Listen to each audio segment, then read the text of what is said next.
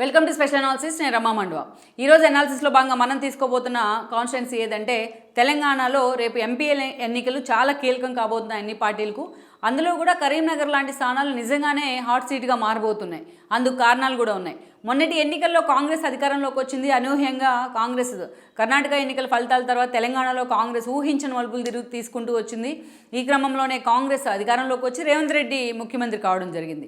అయితే ఇక్కడ చూసినట్లయితే ఏదైతే అటు రంగారెడ్డి జిల్లా కావచ్చు, ఇటు గ్రేటర్ పరిధిలో కూడా కీలక స్థానాలను మొన్న కాంగ్రెస్ కోల్పోయింది పార్టీ అధికారంలోకి వచ్చినప్పటికీ కూడా.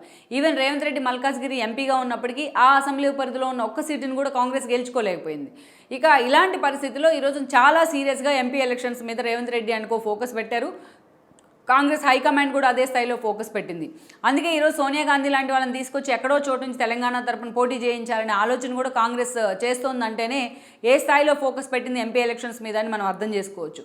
మరోవైపు చూసినట్లయితే ఇక బీజేపీకి చావో రేవో తేల్చుకోవాల్సిన పరిస్థితి రాబోతుంది రేపు ఎంపీ ఎన్నికల్లో. గతంలో ఏదైతే 2018లో ఏదైతే ముందస్తు ఎన్నికల్లో ఒక్క అసెంబ్లీ స్థానాన్ని మాత్రమే బీజేపీ గెలుచుకుంది. ఆ తర్వాత 3 ఏళ్లకే జరిగిన ఎంపీ ఎలక్షన్స్లో 4 స్థానాలను ఆ రోజు బీజేపీ కైవసం చేసుకుంది. ఆ సెంటిమెంట్ తర్వాతే బీజేపీ క్రమక్రమంగా దాని ఓట్ బ్యాంక్ కూడా పెంచుకుంటూ వచ్చింది. బండి సంజయ్ లాంటి వాళ్ళు పార్టీని లైమ్లైట్లో ఉంచగలిగారు. సో అలాంటి సిచ్యువేషన్లో ఈసారి ఎంపీ సీట్స్ మీద చాలా సీరియస్గా బీజేపీ ఫోకస్ పెట్టింది.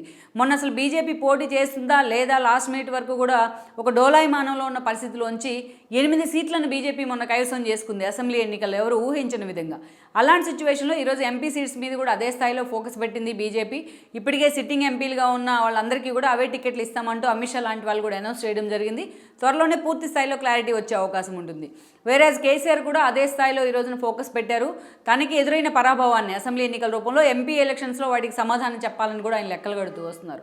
సో అలాంటి క్రమంలోనే ఈ రోజున కరీంనగర్ సీట్ అనేది ఒక హాట్ సీట్గా మారింది. కరీంనగర్ నుంచి చూసినట్లయితే బీజేపీ నుంచి బండి సంజయ్ ఎంపీగా ఉన్నారు. గత ఎన్నికల్లో ఆయన ఎంపీ కావడం జరిగింది. ఆయనే మరోసారి ఎంపీగా పోటీ చేయబోతున్నారు. మొన్న అసెంబ్లీకి పోటీ చేసి ఆయన ఓడిపోయినారు చాలా తక్కువ మెజారిటీతోని. సో మరోసారి ఆయన కరీంనగర్ నుంచి ఎంపీ టికెట్ అనే ప్రచారం కూడా జరుగుతోంది. అమిత్ షా లాంటి వాళ్ళు క్లారిటీ కూడా ఇచ్చున్నారు. సో ఎలాగైనా ఈసారి ఆయన ఎంపీ అయితే కేంద్ర మంత్రి పదవి దక్కుతుందనే ఆశతో కూడా ఆయన ఉన్నారు. ఆ స్థాయిలో తన క్యాడర్ కానీ బీజేపీ నాయకత్వం కానీ ఆయన గెలుపు మీద అయితే ఫోకస్ పెట్టింది అనుకోవాలి. అధ్యక్షుడు బాధ్యతల నుంచి తొలగించి ఆయనకు అన్యాయం చేశాం కాబట్టి ఆ ప్లేస్లో ఆయనకి కేంద్ర మంత్రి పదవి ఇచ్చి రీప్లేస్ చేయాలనే ఆలోచనలో, అందుకే ఎంపీగా గెలిపించాలనే ఆలోచనలో ఆయన అనుచరులు కూడా అనుకుంటున్నారు. అధిష్టానం కూడా లెక్కలు కడుతోంది. ఇక వేరే టీఆర్ఎస్ వైపు నుంచి చూసినట్లయితే మాజీ ఎంపీ గతంలో అక్కడి నుంచి ఓడిపోయిన వినోద్ లాంటి వాళ్ళు అంతకంటే ముందు ఆయన ఎంపీగా కూడా పనిచేశారు. సో ఈరోజు చాలా సీరియస్గా వినోద్ అక్కడ ఫోకస్ పెట్టారు. ఆల్రెడీ తాను ఎమ్మెల్యే ఎలక్షన్స్ కన్నా ముందు నుంచే కూడా కరీంనగర్ అసెంబ్లీ పరిధిలో అన్ని కాన్స్టిట్యున్సీని కూడా వినోద్ అక్కడ స్థానికంగా తిరుగుతూ ఉన్నారు. అన్ని గ్రామాలని టచ్ చేసే ప్రయత్నం కూడా చేస్తున్నారు. ఈరోజు ఆల్మోస్ట్ వినోదే బీఆర్ఎస్ అభ్యర్థిగా అక్కడ నిలబడబోతూ ఉన్నారు. ఆయనకు ఆల్రెడీ ఎక్స్పీరియన్స్ అయితే ఉంది పూర్తి స్థాయిలో. తనకంటూ ఒక సాలిడ్ ఓట్ బ్యాంక్ కూడా ఉంది. సో ఇక వేరే ఈరోజు కాంగ్రెస్కి ఆ సీట్ నిజంగానే ఒక టఫ్ సీట్ కాబోతుంది. అయితే ఈ బాధ్యతలు అన్నీ కూడా పొన్నం ప్రభాకర్ మీద పెట్టారనే చర్చ జరుగుతోంది.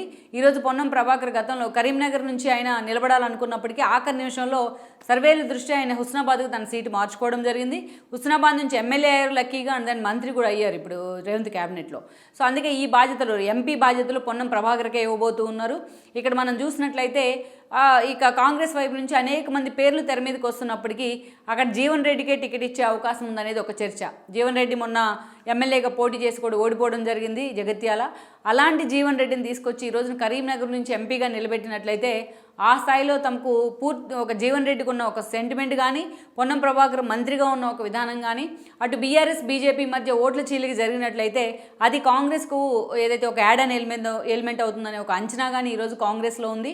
ఇక మరోవైపు చూసినట్లయితే ఇక్కడ వినోద్ కంటే కూడా బండి సంజయ్ లాంటి వాళ్ళ మీద చాలా సీరియస్గా కాంగ్రెస్ ఫోకస్ పెట్టింది.